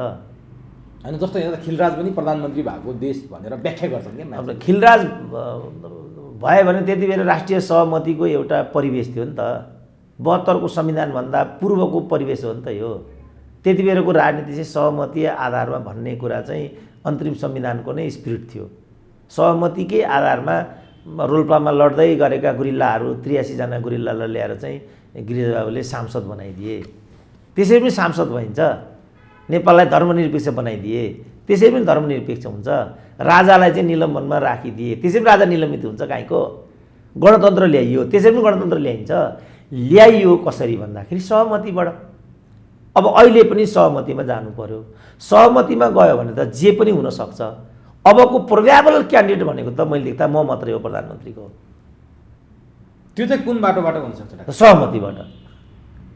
राजनीतिक दलहरूले पनि तपाईँलाई सहमति गर्ने सम्भावना हुन्छ। होइन अब किनभने अब त भरपर्दो र सबै समाजले स्वीकार गर्न सक्ने व्यक्ति त अब अहिले म मात्रै भयो नि त। सबैको विश्वासयोग्य कुरा पनि होइन विश्वासको नभनौँ, भरपर्दो क्या। किन भरपर्दो भने समाजले किन मैले के भन्न खोजेको भने तिमीहरू जसलाई पनि बनाउन सक्छौ भने वाइ नट मी भनेको क्या मैले। अब बाबुराम के हो बाबुराम भने? के आधारमा बाबुराम प्रधानमन्त्री हुने? अब ल मलाई भन्दै त के आधारमा हुने? मधेसवादीबाट हुने भने त्यहाँ चाहिँ ठाकुरजी छन्। के ठाकुर अरे? महन्त ठाकुर छन् त्यहाँ। बरु उनी हुन सक्लान्। होइन हुन एउटा न्याय पनि हुन्छ नि त बाबा। मधेसी चाहिँ प्रधानमन्त्री भएन भन्ने कत्रो गुनासो छ। अनि ठाकुरको पालो पनि हो। अब डाक्टर साहब चाहिँ तयार हुनुहुन्छ कि हुनुहुन्न? यदि तपाईँको किन म तयार होइन, म बाहेक अरूले गराउनै सक्दैन। अबको विकल्पै मै हुँ नेपालको। इमरान खानको बाटो आयो भने मै हुँ, सहमतिको बाटो आयो भने पनि मै हुँ। जनता त खुसी छन्, डाक्टर साहब तयार हुनुहुन्छ। त्यसैले त त्यही जनताको बलमा म बोल्दैछु नि। म के आधारमा फेरि यति बोल्छु त? अबको प्रधानमन्त्री सुरेन्द्र केसी हुनसक्छ भनेर जनताले चाहिँ आज मेसेज पाउनुपर्छ। किनभने त्यो एउटा भरपर्दो विश्वासिलो सबै प्रति चाहिँ समन्याय गर्न सक्ने। मको मतलब सबैप्रति चाहिँ समन्याय। जस्तो खिलराजलाई प्रचण्डले बनाए, खिलराजले गराएको निर्वाचनलाई मान्न सकिँदैन भन्ने पहिलो व्यक्ति पनि प्रचण्ड नै थिए। किनभने खिलराज त्यो कमान्ड गर्न सक्ने व्यक्ति थिएनन्। किनभने उनले चाहिँ आफ्नो जग हल्ल्याएर चाहिँ कार्यकारी प्रमुख, न्यायपालिकाको प्रमुख कार्यपालिका प्रमुख हुने होइन, मिल्दैन नि। त्यो त अनैतिक कुरा हुन्छ। किनभने संसदीय प्रणालीको ब्याकबोन हो न्यायालय, कार्यपालिका, व्यवस्थापिका, तीनटा चाहिँ एकअर्काका ब्याकबोनहरू हुन्। शक्ति पृथकीकरणको सिद्धान्त, त्यहाँ चाहिँ नियन्त्रण र सन्तुलनको सिद्धान्त लाग्छ। एकले अर्कालाई हेरिराखेको हुन्छ। अब यहाँ दुइटै एक ठाउँमा हुनेपछि यो त सम्पूर्ण सिद्धान्तको पनि विपरीत हुन्छ। त्यो मिल्दै नमिल्ने कुरा। अब यो हप्ताका दुईटा विषय निकै चर्चामा रहे डाक्टर साहब। एउटा प्रधानमन्त्री केपी शर्मा ओलीको पशुपतिको धार्मिक यात्रा र अर्को प्रधानमन्त्रीले बालुवाटारमा पूर्व लडाकुहरूलाई भेटेको विषय। यो धार्मिक यात्रामा प्रधानमन्त्री ओलीले हिजो शपथ खाँदा ईश्वरको नामै लिएनन् भनेर आलोचित थिए। सोल्टी होटलमा प्रधानमन्त्री कार्यालय छोडेर प्रधानमन्त्री जस्तो व्यक्ति 3 दिन बसे, होली वाइन चाहिँ सेवन गरे भनेर प्रधानमन्त्रीमाथि आलोचना थियो। अब यो पशुपतिको यात्रा, पशुपतिको धार्मिक यात्रा केपी ओलीले गर्नुको पछाडि निकै अर्थपूर्ण र रहस्यपूर्ण कुराहरू छन् भनिन्छन्। मैले अगाडिका दुईटा कुरा पनि जोडिहालेँ। डाक्टर साहबले चाहिँ कुन रूपमा लिनुभएको छ? कतिसम्म भन्यो भने एउटा भौतिकवादमा विश्वास गर्ने कम्युनिस्ट पार्टीको नेता मन्दिर जानु आफैमा पनि त्यो आश्चर्य माने यहाँका मान्छेले। अर्को कुरा मैले अगाडिका दुईटा कुरालाई लिँदाखेरि डाक्टर साहबले चाहिँ कसरी लिनुभएको छ एउटा राजनीतिक विश्लेषकको हिसाब? अब जहाँसम्म कम्युनिस्ट भौतिकवादी हुन्छ, धर्म कर्म मान्दैन भन्ने कुरा हो, त्यसलाई म सुरुमै खारेज कसरी गरिदिन्छु भने यिनीहरू कम्युनिस्टै होइनन्। पढे लेखेका टाठा बाठा हँसिया हतवाडालाई ट्रेडमार्कको रूपमा प्रयोग गर्ने वाममार्गी बौद्धिकहरू मात्रै हुन्। यिनीहरू कम्युनिस्ट होइनन्, सिद्धिहाल्यो। जो कम्युनिस्टै होइन त्यसले गैर कम्युनिस्ट आचरण अभ्यास गर्यो भने त्यो विषयवस्तु हुनै सक्दैन। जहाँसम्म उनको भ्रमण, पशुपतिको दर्शन र लडाकुसँगको भेटघाटको कुरा छ, यो चाहिँ पोलिटिकल स्टन्ट हो। उनी पशुपतिमा गए जस्तो गरेर अनि हिन्दू धर्मावलम्बीहरूको भावनालाई भोट ब्याङ्कको रूपमा विकास गर्ने दुराशयबाट पशुपतिनाथको दर्शन गर्न पुगेका थिए। हिजो केही एउटा अर्थोपार्जन इत्यादिको लागि उनले होली वाइन पान गरेको थियो भने अहिले सोझा साझा हिन्दू धर्मावलम्बीहरूलाई भोट ब्याङ्कको रूपमा आफूतर्फ आकृष्ट गर्नको लागि पहिलो पटक पशुपति दर्शन गरेको प्रष्टै छ। जबकि शपथ गर्दा ईश्वरको नामै ल्याएका थिएनन्। अब त्यसलाई छोडिदिउँ, त्यो उनीहरूको आस्थाको कुरा भयो। अब संविधानमा पनि भएको व्यवस्था होला, के होला, त्यसलाई छोडिदिउँ। अब लडाकुलाई चाहिँ अत्यन्त दुत्कारने मध्येमा एक केपी ओली हुन्। गुरिल्ला भन्दा अर्को भन्दैन थियो उनले। गुरिल्ला त मै पनि भन्छु, तिनीहरू गुरिल्लै हुन्। तर भनौँ न कुहिएको फर्सी, आतङ्ककारी यस्तो भन्थे नि त। गुरिल्ला त मै पनि भनिदिन्छु, गुरिल्लै त हुन् यिनीहरू। के हुन् यिनीहरू? गुरिल्लै हुन् सिद्धि हो। तर कुहिएको फर्सी त होइनन्, आतङ्ककारी पनि होइनन्। यिनीहरूको हरकत आतङ्ककारी हो, तर यिनीहरू आफै आतङ्ककारी कहाँ हुन् र? हरकत पो आतङ्ककारी हो त। यदि यिनीहरूलाई आतङ्ककारी भन्ने हो भने त प्रचण्ड कसरी प्रधानमन्त्री भए त? बाबुराम कसरी मधेसवादी भए? उनीहरू चाहिँ जे भए पनि हुने बिचरा लडाकाहरूलाई चाहिँ अनेक किसिमले दुत्कार्ने यो न्यायोचित हुँदैन। अब तर राजनीतिक अभिष्टको लागि अनि लडाकाहरूको भावनामाथि खेलबाड र मोलतोल गर्ने दुराशय केपी ओलीले बोकिराखेका छन्। यो चाहिँ मैले देख्दा राजनीतिक स्टन्टबाजी मात्रै हो। स्वयं गुरिल्लाहरूले चाहिँ यसलाई बुझ्नुपर्छ। तर प्रचण्डले भने नि आमाको दुध चुसेर पुगेन बाउको घुँडो चुसेर के हुन्छ, जबकि केपी ओलीकै कुरा गर्दा डाक्टर साहबसँग पोहोर साल मात्रै मैले फागुनमा कुरा गरेका थिएँ, जनयुद्धलाई उनले स्वीकारेकै छैनन्, जनयुद्ध दिवसमा गएकै छैनन्, पार्टी एकता भइसकेपछि पनि डाक्टर साहबले भने जस्तो ती लडाकाहरूलाई दुत्कारेकै थिए। अब आमाको दुध चुसेर पुगेन बाउको घुँडो चुसेर के हुन्छ भनेर प्रचण्डले प्रश्न गरे, स्वाभाविकै होइन यो मानेमा? त्यो स्वाभाविक होइन, किनभने बाबुको घुँडो चुस्दा केही आउँछ भन्ने पुष्टि गर्ने प्रचण्ड नै हुन्। शेरबहादुरको घुँडो चुसेर छोरीलाई मेयर बनाए त त्यहाँ, केपी ओलीको लाम्टो चुसेर बुहारीलाई मन्त्री बनाए, शेरबहादुरको घुँडो चुसेर बुहारीलाई कसरी मेयर बनाए त? प्रचण्डलाई यो भन्ने अधिकार छैन, किनभने जनसेनालाई विघटन गर्ने र दुरुपयोग गर्ने स्वयं उनी हुन्। माओवादी जनयुद्धको मर्म धर्मलाई विचलन गर्ने स्वयं प्रचण्ड हुन्, उनलाई यो भन्ने अधिकार छैन। मलाई मात्रै यो अधिकार छ, किनभने यिनीहरू घिउ बेचुवा र तरवार बेचुवा हुन्। केपी र प्रचण्डको बिचमा केही पनि फरक छैन। भने केपीले राजनीतिक स्टन्ट चाहिँ मजाले गर्न सक्दा रहेछन्, जस्तो नाकाबन्दीकै राजनीतिक स्टन्टले झन्डै 2/3 पुर्याए नेकपालाई। अब चाहिँ पशुपतिको यात्रा गरेर धर्मको नाममा अथवा हिन्दू धर्म बेउत्याउने नाममा फेरि अर्को पटक 2/3 ल्याउँछन् भनेर आकलन गर्नेहरू पनि छन्। त्यो सत्य साबित होला? 2/3 ल्याउँछन् कि ल्याउँदैनन् त्यो कुरा अहिले नभनौँ, किनभने त्यो 2/3 गएको 2/3 विचलन गरेको हुनाले यिनीहरू दण्डनीय छन्, यिनीहरू दण्डयोग्य भएको हुनाले यिनीहरूलाई दण्डित गर्नै पर्छ भनेर राष्ट्रव्यापी अभियान लिएर त म आफै हिँड्दैछु। त्यो राष्ट्रव्यापी अभियानको प्रभाव असर के पर्छ त्यो इतिहासले भोलि मूल्याङ्कन गर्ने नै छ। 2/3 को कुरामा अहिले नगरौँ। हामी खस्केको साख चाहिँ केपी ओलीले केही न केही चाहिँ नो त्यस्तो हुँदैन। यसरी सस्तो चाहिँ आधारमा राजनीतिको घोडा चढ्न पाइँदैन। तर नि डाक्टर साहब, जस्तो राजावादीको कुरा गर्ने, हिन्दू धर्मका कुरा गर्ने, धर्मनिरपेक्षताका विरोध गर्नेहरूले त केपी ओलीलाई त वाह गरेर नेतै मान्न थालिसके नि। अब वाह गरेर नेता मान्नु एउटा कुरा हुन्छ, ठ्याकै गरेर ढुवाङमा भोट हाल्नु त अर्कै कुरा हुन्छ नि त फेरि। तर त्यसले जनमतलाई केही न केही प्रभाव त पार्ला। अनि केही न केही प्रभाव पार्ला, तर यहाँ तात्विक प्रभाव चाहिन्छ, केही न केहीले हुँदैन नि। अब नि यसरी पनि मान्छेले व्याख्या गरेका छन्, यो चाहिँ मोदी पथ, मोदी जसरी धर्ममा विश्वास गर्छन्, धर्मका पीठहरूमा मोदी घुम्छन् र धर्मलाई नै उनले मुख्य आधार मानेर राजनीति गरेका छन् भारतमा, त्यही मोदी पथमा केपी पथ पनि देखिन थाल्यो, केपी ओली त्यही पथमा हिँड्न थाले भन्नेहरूलाई चाहिँ डाक्टर साहब के भन्नुहुन्छ? त्यसले पार्ने असरको पनि हामीले हेक्का राख्नुपर्छ। मोदी त्यो पथमा त गए, त्यसले भारतलाई कति नराम्रोसँग धाराशाही बनाइराखेको होला त्यो पनि त हामीले हेर्नुपर्छ नि त। अब अहिले चाहिँ यसरी मानिलिउँ यो प्रवृत्ति एक ठाउँमा आउने हो भने, धर्मनिरपेक्षवादी प्रवृत्ति एक ठाउँमा आयो भने त्यसले नेपाल र नेपालीको राष्ट्रियतालाई कस्तो असर पार्छ त दीर्घकालीन रूपमा, त्यो पनि त हामीले हेर्नुपर्छ होला नि। किनभने हाम्रो समाज नै यस्तो हो जहाँ धार्मिक आधारमा, जातीय आधारमा अहिलेसम्म पनि उल्लेखनीय ध्रुवीकरण भएन। अब अहिले आएर केपी ओली आफ्नो राजनीतिक स्वार्थको लागि यो काम गर्छन् भने यसले पार्ने दूरगामी प्रभाव र असर चाहिँ के हो त? यसले के हामीलाई ठिक दिशा दिन्छ त? त्यसो भए भीमरावले भने जस्तो केपी ओली आफूले गरेका पाप पखाल्न पशुपति पुगे भनेर भीमरावले कटु र कडा आलोचना गरे, त्यो हो? त्यस्तो सुहाउँछ भीमरावल जस्तो पढे लेखेको मान्छेले? बोले है, भीमरावल बोल्न चाहिँ बोले होला, सुहाउँछ त भने नि। भीमरावल जस्तो पढे लेखेको मान्छेले केपी ओलीको योगेश भट्टराईकै शैलीमा, प्रचण्डकै शैलीमा यस्तो अन्टसन्ट बोल्न पाइन्छ? पाप के हो? पाप भनेको के हो? पशुपतिमा गएर पाप पखालिन्छ, त्यही कुरा हो भीमरावलको। भीमरावल यस्तो नबोलुन्। भीमरावल एउटा सम्भावना भएको नेता, पढे लेखेको नेता पनि हुन्, उनले यस्तो बोल्न शोभा दिँदैन। ओलीहरूलाई सुहाउँछ, प्रचण्डलाई पनि सुहाउँछ, भीमरावललाई सुहाउँदैन।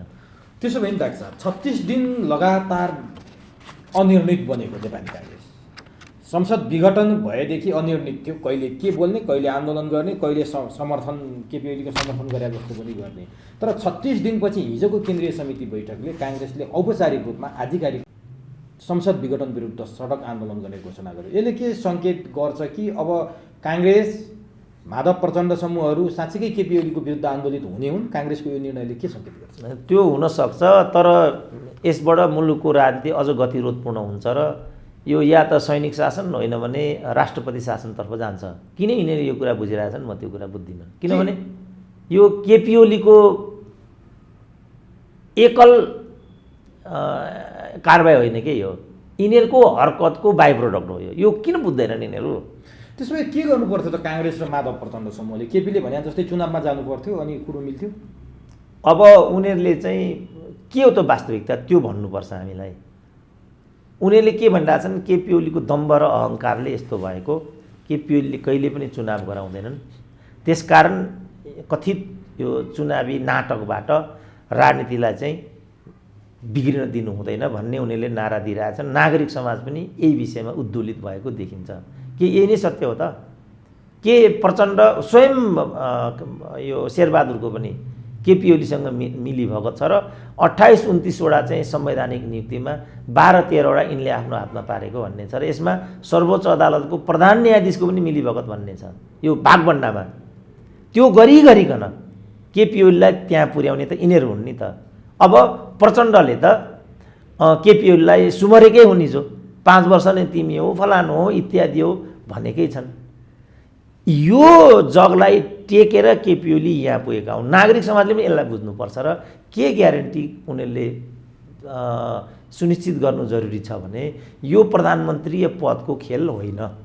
तर नागरिक समाजले त प्रश्न भनेको छ, हामी प्रधानमन्त्री फेर्न होइन, अलोकतान्त्रिक कदम, संविधान मिचेको कुरा, संविधानमा हुँदै नभएको कुराको विरुद्धमा आन्दोलित हौँ भनेर भन्दै पानीका फोहराले, पुलिसले तालले, लाठीले चुडेर प्रधानमन्त्री निवास अगाडि त्यो रमिता देखाउन मिल्थ्यो र डाक्टर साहब? त्यसरी कुट्नु उपयुक्त हो? अनि त्यसरी कुट्नु उपयुक्त होइन, तर सबै नागरिक समाजको हातमा देखिएका ढुङ्गाहरू कतिको उपयुक्त हो त? यो पनि त विषय आयो नि त। कि त्यो नक्कली हो? त्यो ती पनि खड्गोलीकै कार्यकर्ता हुन् कि को हुन् तिनीहरू? सूर्य थापाहरू हुन् तिनीहरू? त्यसकारण यसमा नजाउँ हामी, यो तफसिल हो। किनभने ढुङ्गामुढा भएपछि त पुलिसले हतियार उठाइहाल्छ, बन्दुकको गोलीको आँखा हुँदैन भनेर यिनै नागरिक आन्दोलनको कुरा गर्नेहरूका अगुवा शेरबहादुरले धेरै पहिला भनेर 20-25 मान्छे मारि नै सकेको छ। काठमाडौँमै झ्यालमा बसेका बच्चा मारेर खसालेको छ यिनीहरूले। छोडिदिउँ। हामीलाई के चाहियो भने यो मुठभेडबाट विषय कहाँ जान्छ त? सबैले इमान्दार हुनुपर्छ कि यिनीहरूले नै केपी ओलीलाई त्यो ठाउँमा पुर्याएको हो। केपी ओली गलत पात्र हुन्। केपी ओलीसँग पार्टी एकता गर्नु गलत थियो, त्यसले कुनै परिणाम दिँदैन भन्ने आवाजलाई कहिले पनि सुनेनन् नि यिनीहरूले। त्यसपछि व्रत नगराए केपी ओली उद्दण्ड छन्, मूर्ख छन्, प्रतिशोधी छन्। यिनले मुलुकलाई मध्यावधिमा हालिदिन्छन्। त्यो राम्रो हुँदैन भनेको पनि 2 वर्ष अगाडि मैले पटक्कै ध्यान दिएन नि। यिनीहरूकै भक्तले भनेको कुरा मात्रै कुरा हुने हो, त्यही हो। यिनीहरूकै पार्टीको लठुवा हुनुपर्ने, कुनै पनि सामाजिक विषयलाई प्रदान गर्नको लागि उनीहरूकै आधिकारिक प्रोफेसर हुनुपर्ने हो, त्यही हो कुरा। यो कर्मले विषय यहाँ पुगेको छ। अब उनीहरू अझै पनि जबरजस्ती गर्छन् भने सैनिक शासन लाग्छ देशमा, राष्ट्रपति शासन लाग्छ देशमा, के पाउँछन् त यिनीहरूले? अब के गर्नु पर्यो त फर्केर चाहिँ कुरो मिलेन? अब प्रचण्डले त अस्तिसम्म टाउको फोड्ने, म तपाईँहरूको टाउको बचाइदिन्छु, टाउको चिला छ भन्थे, अब त टाउकोमा हान्नुपर्छ भन्न थाले फेरि प्रचण्ड। हिजो आफ्नै टाउकोमा खान खोजिरहेको थिए, अब त अर्काको टाउकोमा हान्नुपर्छ भने हो कि अब टाउकैमा हान्नुपर्छ काठमाडौँको आन्दोलन गरेर तपाईँहरूले भनेर मधेसका 2 नम्बर प्रदेशकालाई सम्बोधन गर्दै प्रचण्डले फेरि यस्तो अभिव्यक्ति दिए। हप्तामा उनका अभिव्यक्ति चाहिँ यस्ता खालको अभिव्यक्ति होइन। तर यसको सार एउटै छ, त्यो के भने अन्यथा हामी हतियार उठाउँछौँ। यसको सार त एउटै छ नि। भन्न खोजे त्यो होइन, यसको सार अर्को हुनै सक्दैन। म कमान्डर हुँ, म भित्तामा पुर्याइदिन्छु, म टाउकामा हान्छु, मेरो टाउको चिलायो, यो सबैको अर्थ एउटै हो कि भौतिक कारबाही अब हुने नै छ। यसको त सार त यही नै आयो। मलाई यतातिर त्यति हिसाब छैन। मलाई केतिर हिसाब छ, चिन्ता छ भने यो राजनीतिले नेपाल र नेपालीहरूलाई द्वन्द्वमा फसाउँछ र द्वन्द्वबाट उत्पन्न भएको रिक्तता र तिक्तताले यो देशको अस्तित्वलाई सखाप बनाउँछ। अब अहिले चाहिँ चाइना र इन्डियाको सिक्किममा मुठभेड सुरु भइसक्यो। सिक्किम धेरै टाढा छैन हाम्रो नेपालबाट। त सर्वत्र एउटा प्रतिकूलताको स्थिति, कोल्ड वारको सङ्केत गरिसके सी जिनपिङले। अब कोल्ड वार त प्रतिकूलताको स्थिति दिनानुदिन चाहिँ विकसित भइराखेको अवस्था छ। यसले केपी ओलीले बाहेक अरू कसैलाई फाइदै गर्दैन। किनभने जस्तो राजा महेन्द्रले पनि 70 सालमा जुन कदम चालेका थिए, 1962 को वार भयो चाइना र इन्डियाको बिचमा, त्यसले सबैभन्दा बढी कसैलाई फाइदा गर्यो भने महेन्द्रलाई नै। त्यो सबै इतिहास पनि पढ्नु पर्यो नि, सबै परिवेश पनि हेर्नु पर्यो नि। आफूलाई मात्रै केन्द्रमा राखेर चाहिँ राजनीति गरियो भने, अघि मैले निर्वाचन आयोगको दीपक राजोशीको, अहिले दीपक राजोशीले भने नि त, अब तपाईँले देख्नुभयो होला मलाई प्रधान न्यायाधीश हुन योगेश भट्टराईहरूले किन रोकेको रहेछ भनेर। हिजो योगेश भट्टराईलाई मन्त्री हुनु थियो, चाहिने नचाहिने गरेर चाहिँ दीपक राजोशीलाई आउनबाट रोके। दीपक राजलाई रोकेको परिणाम कस्तो भयो अब थाहा पायो होला नि। किन त्यहाँ घनश्याम भुषालहरू पनि छन्। डिप्युटी स्पिकर चाहिँ प्रमुख प्रतिपक्षको पद हो नि त, प्रमुख प्रतिपक्षलाई दिनुपर्छ भनेर कसरी उनीहरू चाहिँ मौनता साँधेर बसे त। यदि त्यो नगरेको भए संवैधानिक जुन परिषद थियो, त्यो संवैधानिक परिषदमा केपी ओलीको कुनै पनि हस्ती हुने थिएन। अब नि अन्तिममा छु डाक्टर साहब, यो यति भइरहँदा वामदेव चाहिँ अर्को ध्रुवबाट अगाडि बढिरहेको छ। म यो अब कार्यक्रमको क्लाइमेक्समा छु। वामदेवको क्रियाकलापलाई चाहिँ कसरी लिनु भएको छ? आज उनले पार्टी एकता अभियान घोषणा गर्दैछन् देशव्यापी रूपमा, र हिजो चाहिँ कहीँ कतै आयो म अध्यक्ष भएपछि दुइटै मिलाइदिन्छु, मलाई जसले अध्यक्ष दिन्छ म ती जान्छु, पार्टी पनि मिलाइदिन्छु भन्ने वामदेवको भूमिकालाई चाहिँ कसरी लिनु भएको? होइन, तीबाट बुझिहाल्यो नि, उनको एकमात्र लक्ष्य भनेको अध्यक्ष हुने हो र प्रधानमन्त्री हुने हो। र वामदेवकै कारणले आजको राजनीति यहाँ आइराखेको छ। एक खालको राजनीतिक अपराध जानेर नजानेर वामदेवबाट भइराखेको छ। र मैले हिजैदेखि भनिआएको के थियो भने वामदेव भनेको नेकपाको मुङ्ग्रो हो। अब मुङ्ग्रोलाई तपाईँ अझै पनि राजनीतिक रूपमा प्रस्तुत गर्न चाहनुहुन्छ भने त्यो मिसलिडिङ हुन्छ। यो हरकत अब हामीले पनि रोक्नुपर्छ। यिनको एकता अभियानले केही सार्थकता पाउला, दिएला, पार्टी जोगिएला? होइन, अब एक खालका जो भुलभुलैयामा अब मध्यपन्थमा बसेर अवसरको ताकमा भएका मानिसहरूको स्टक चाहिँ उनीसँग रहने भयो, र त्यो स्टकलाई काहीँ मिसाएर शक्ति बनाउने र आफ्नो बार्गेनिङ चिजको रूपमा प्रयोग गर्ने बाहेक त यसको केही पनि नारा त राम्रो छ नि, एकता अभियान, राष्ट्रिय एकता अभियान नारा त आफैमा भयङ्कर छ, नराम्रो त केही पनि छैन। तर अब हामीले चाहिँ वामदेवलाई खुल्लमखुल्ला भनिदिनुपर्छ, तिम्रो यो पदीय हरकतले सीमा नागिसक्यो। अब तिमीलाई जनताले छोडेको छ, तिमीलाई नै अप्पर हाउसमा आउनुपर्छ, तिम्रा लागि उपनिर्वाचन गर्नुपर्छ, तिमीले अहिले नै प्रधानमन्त्री नभए हुँदैन। तिमीले 3 वर्षपछि प्रधानमन्त्री हुँदा के बिग्रिने? फेरि जनताको बिचमा गएर म माथि अन्याय भयो, अन्तर्घात भयो, त्यो त मै भनिरहेको छु नि त। नेकपाकै जिम्मेवार नेताहरूले वामदेवकै कारण आज यो अवस्था भयो, कसरी तिनले एकता गराउन सक्छन् भनेर पनि भन्न थाले। त्यो एकदम सही कुरा हो, किनभने वामदेवलाई ल्याउनै पर्छ भन्ने तर्कले आजको राजनीति बिग्रेको छ। र उनको यो दोगला भूमिकाले नै नेकपा विभाजनको कगारमा पुगेको छ। प्रचण्डहरूलाई पनि के लाग्थ्यो भने यो मेरो मुङ्ग्रो हो, यो मुङ्ग्रोलाई प्रयोग गरेर म केपी ओलीको टाउकोमा हान्छु भन्ने उनलाई पनि लाग्थ्यो। केपी ओलीले चाहिँ किन हो पनि ठेगानमै राख्न खोजेका थिए वामदेवलाई, त्यो चाहिँ म चकित पर्छु। तर वामदेव लत्रिँदै जहाँ आइपुगे त्यो एकदमै खेदजनक छ। त्यस कारण अब वामदेवले एकताको कुरा गर्नु बेकार छ। बार्गेनिङ चिप्सको रूपमा राजनीतिलाई दुरुपयोग गर्नु पनि अपराधजन्य कुरा हुन्छ। म आह्वान गर्छु उहाँले यस्तो कुरा तुरन्त रोक्नुपर्छ र राजनीतिक सदाचार उहाँले देखाउनुपर्छ। हस् डाक्टर साहब, समय दिनुभयो, अत्यन्तै महत्त्वपूर्ण भनाइ राखिदिनु भयो, यसको लागि तपाईँलाई हार्दिक धन्यवाद। ल हस्, धन्यवाद।